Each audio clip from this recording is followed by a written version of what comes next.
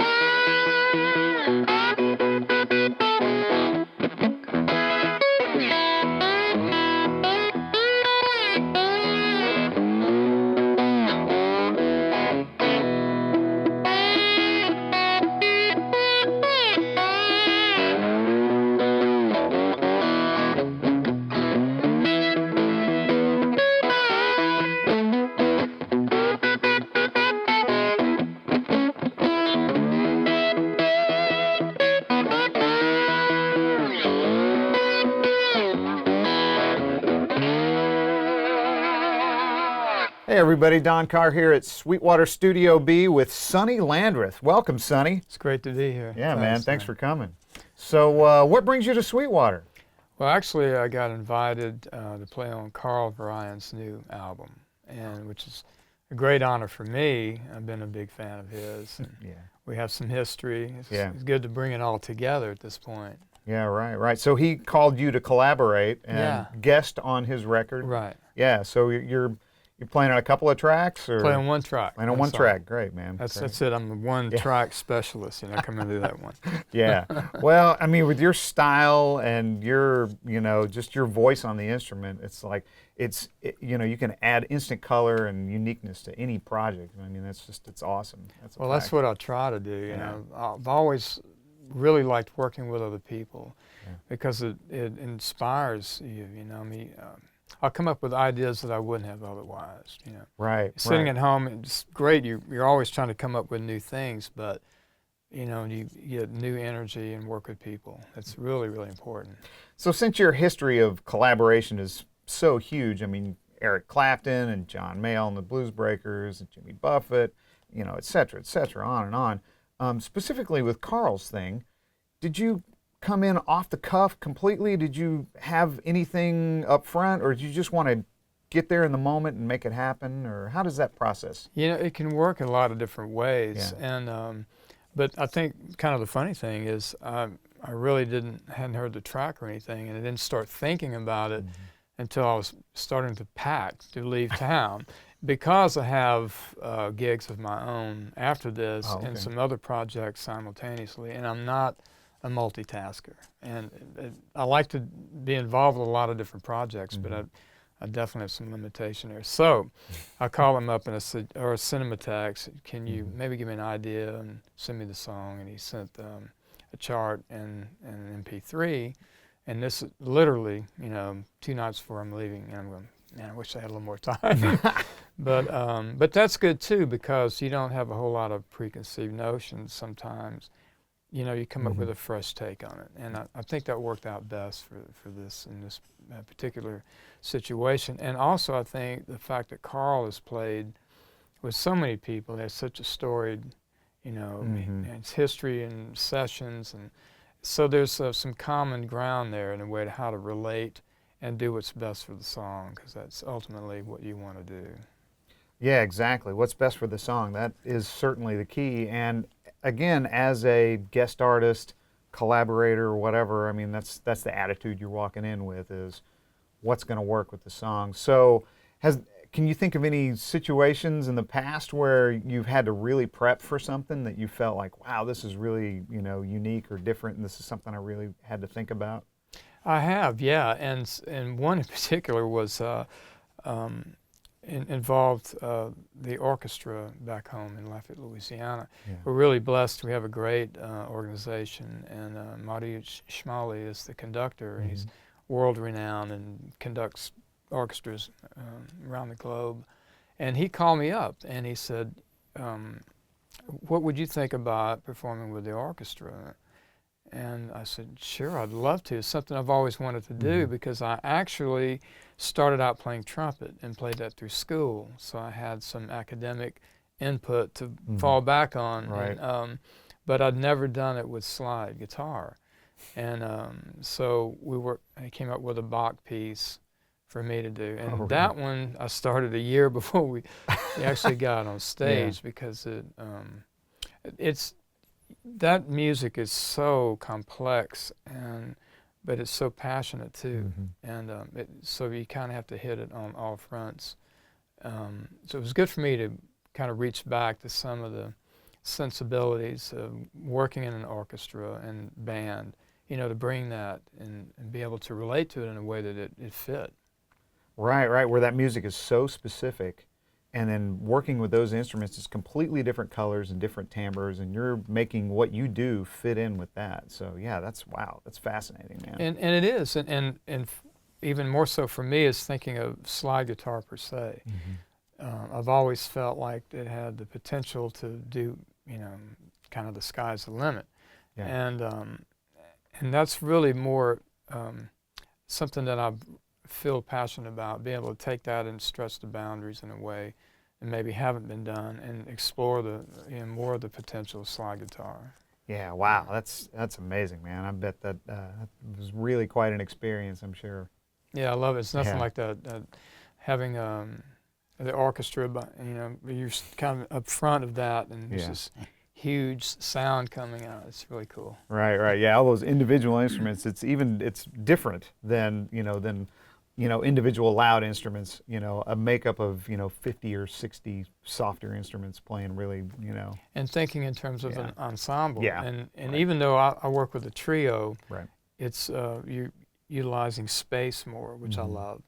So that when you're in a situation with that, I think there's still something that crosses over because you're thinking in terms of dynamics, and that's really a big part of it too. Yeah, absolutely. So your band tours a lot, you guys play a lot, and you're on festivals quite a bit, like the Crossroads Festival, Merle Fest, and you get a chance to interact with a lot of different artists, a lot of different guitar players and instrumentalists, and that becomes the nature of a lot of your collaborations probably. How does that, can you explain that a little bit? Talk about that. It's really great because, in particular with the Crossroads Festival, all my heroes there, a lot of them, Yeah. And then generally I play first, which I love because then I can get to hear everybody play, and it's too the interaction backstage and running into people, and one thing leads to another, and the next thing they invited me to play on their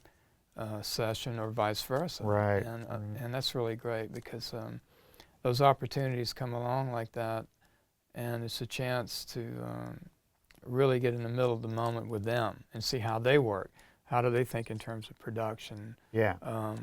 Songwriting, how that it carries over into the studio, and what where you take the ideas from there.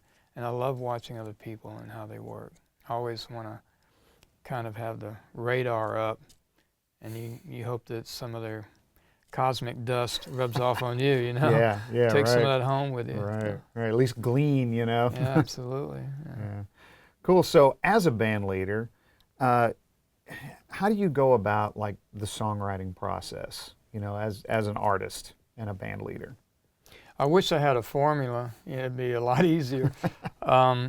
Sometimes it's a riff on the guitar, just sit down and start playing. Much of what I end up doing occurs to me just sitting down with a guitar. Yeah.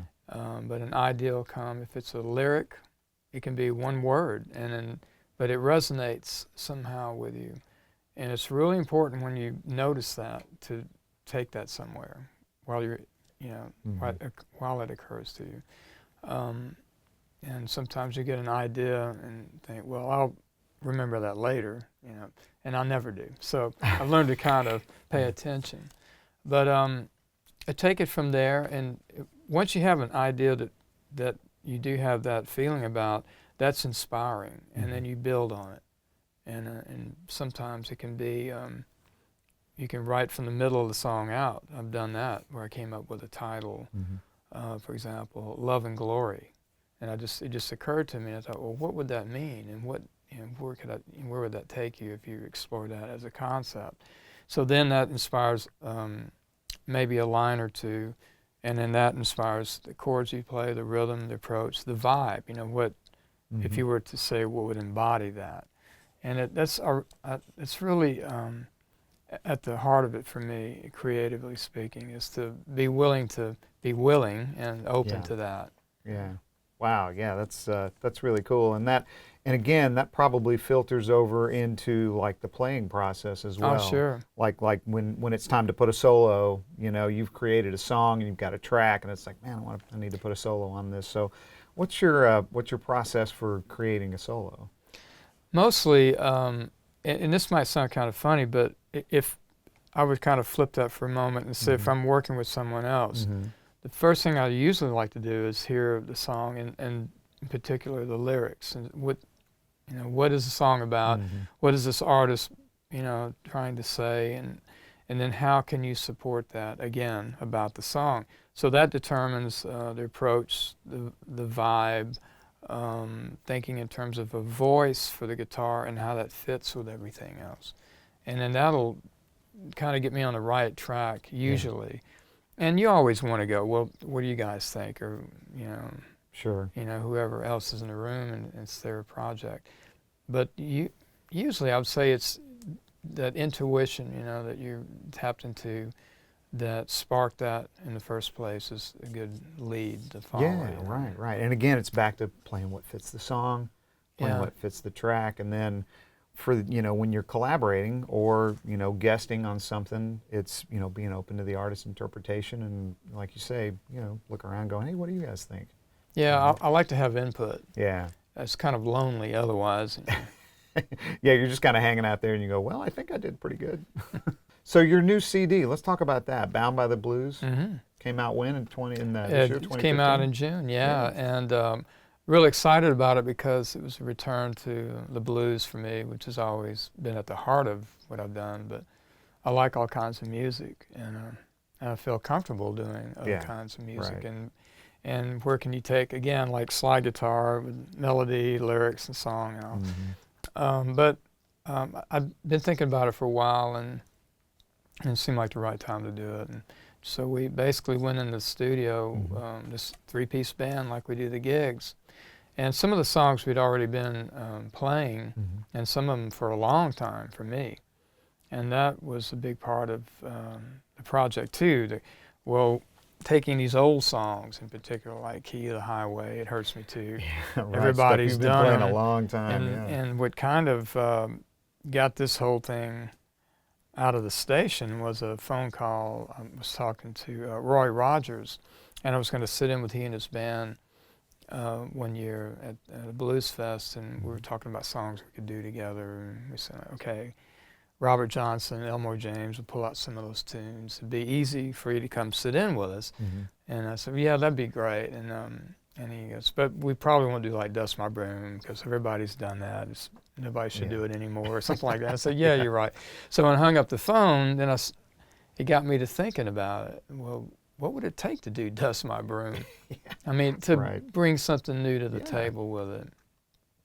And a couple of weeks go by, and I kept coming back to this notion. And it's funny how, again, if I hadn't had that conversation with him, I wouldn't have got me to thinking that way. And so then you go, all right, I'm going to do a blues album, but if I do these old classic songs, so what do I have to offer to make it, have a new twist that actually brings something different to it? And that was a pretty deep layer for me to dig into.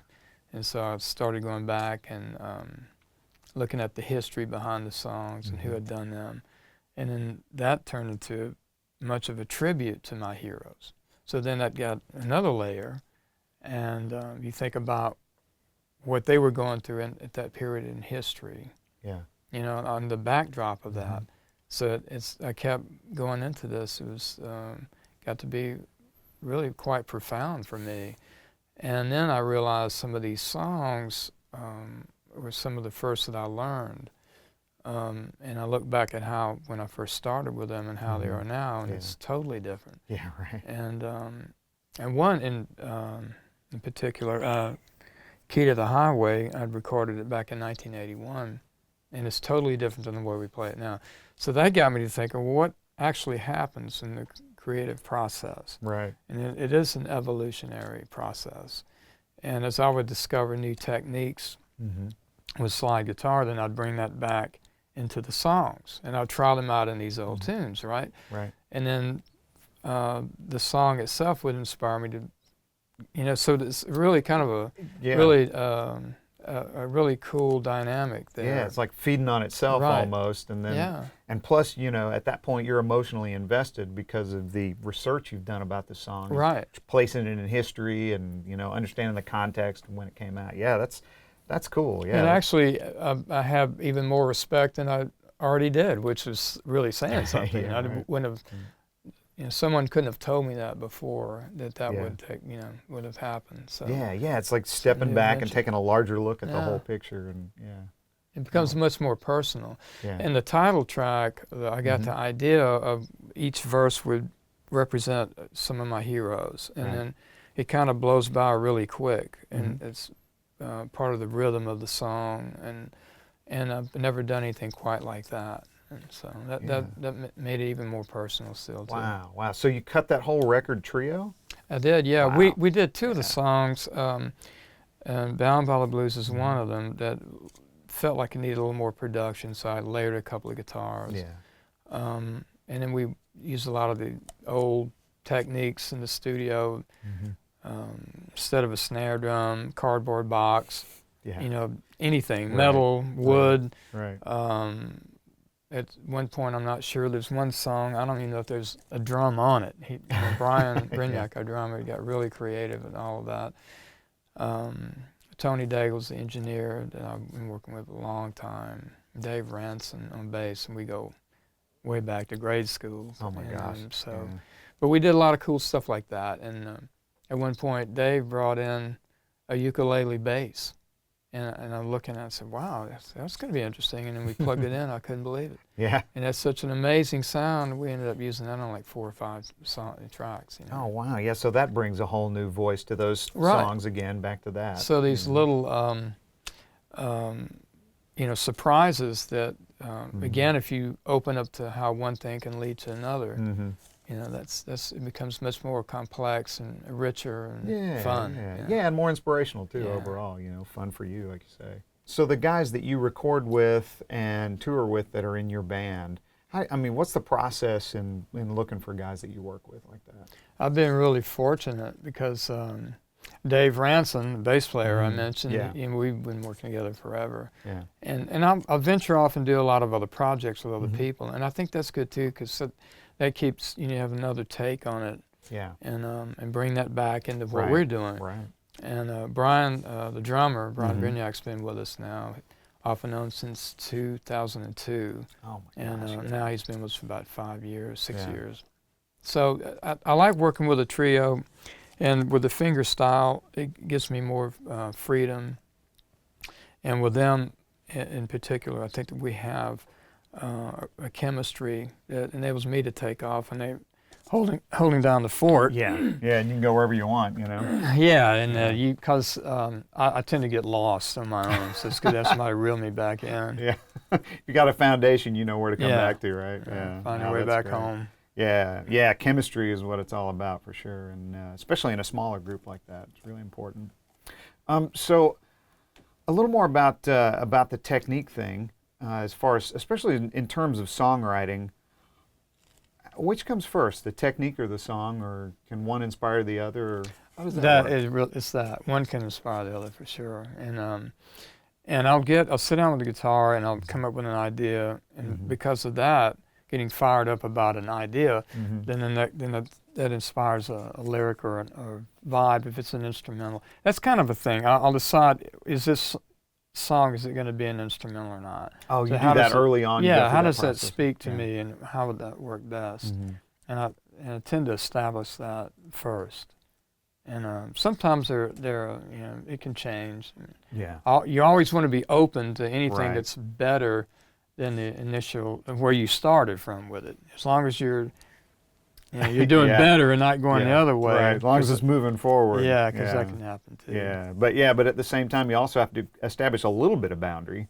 You know, Sure. you have to say, okay, we're gonna, keep it this or keep it that. So. And I think too, in thinking as a producer Mhm. is really helpful with that, because there's a self-editing that a lot of players don't do. I sure didn't until I started thinking like that. Yeah. And what's really bringing a new idea Mhm. or making this better, and what's just going off into the wrong direction. So Yeah. that's yeah. a good way to look at it. Well, and you've recorded a lot of albums as a leader too. But you got 12 records as a leader, so I mean, you've got a lot of experience to draw from there, and that, as we know, is the best teacher experience. For a fact, Yeah. So your technique is completely unique. I mean, it's truly one of a kind. How in the world did you come up with that? What was your inspiration? That is a good question. I was learning from the Delta guys and using chordal tunings, and in particular tuning the guitar to E, for example. Right. And I'm playing in a band and getting frustrated with playing a minor key. And I would change positions and make it work, but I was thinking there's some kind of way other than tuning to the minor chord, which I love doing. I do a lot of that. So I had the slide at the 12th fret, and I could see, expel out the chord, and I could see on the third string, 1 fret back would be the G natural. Yeah, just 1 fret behind the slide there. It's right there. If I could just, and I reached back with a finger and pressed it and strummed a big E minor chord on all 6 strings. And whoa, that's interesting.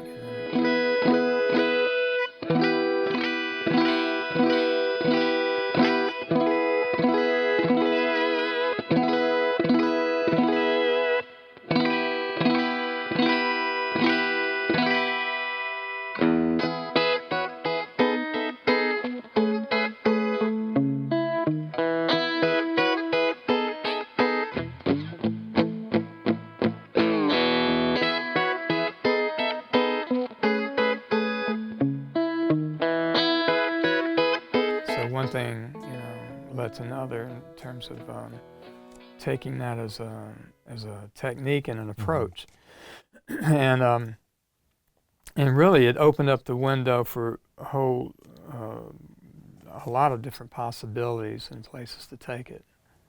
Yeah, and also your, I noticed your right hand technique. You have, you play with a thumb pick and fingers, and that allows for independence, and I know it allows for muting strings that you don't want, or playing strings as all at once instead of strummed across. But also I've seen you do where you grab your thumb pick and play it more like a flat pick, and yeah. So cool. where did all that technique come from? What was the impetus for Well, that? the main thing about fingerstyle is control, because with the finger guarding, as you mentioned, muting, whatever string you're not utilizing, you let the other fingers just rest on those, and so that cleans it up a lot. And also the range of the guitar, I think, in terms of, again, with E-tuning, low to high, there's a lot you can do by letting those tones ring out, so the overtones, and makes for a more complex sound.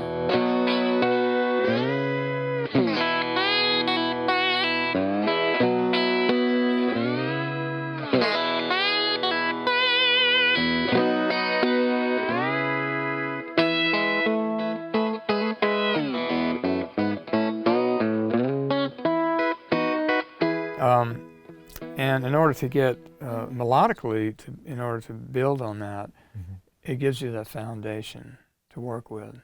So Right. It's almost droning in a way, but but still, certainly within the key and within the chord, and then you can control it, muting it or not, letting certain strings go. Yeah, really interesting stuff, man. Yeah, you're watching your technique and the whole strumming behind the behind the slide with the right hand. Explain that a little bit. Well, what happens with the slide is there are tones on both sides of it, and so you think in terms of from the slide towards the bridge and everything that happens there, But on the other side of it is kind of can be the evil twin in the wrong direction. Yeah. But there's sounds back there. John Hott called the ghost tones when he heard me do that in the studio. Yeah. So we kind of picked up on that.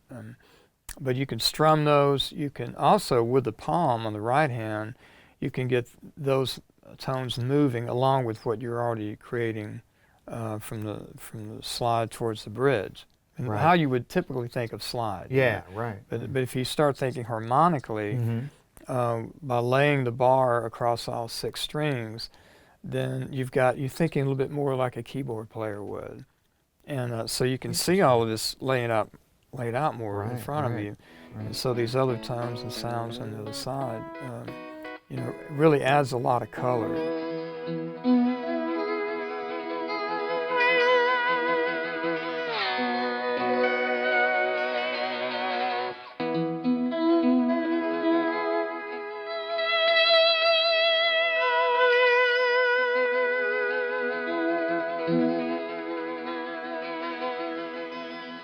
And I like that too, recording for other people.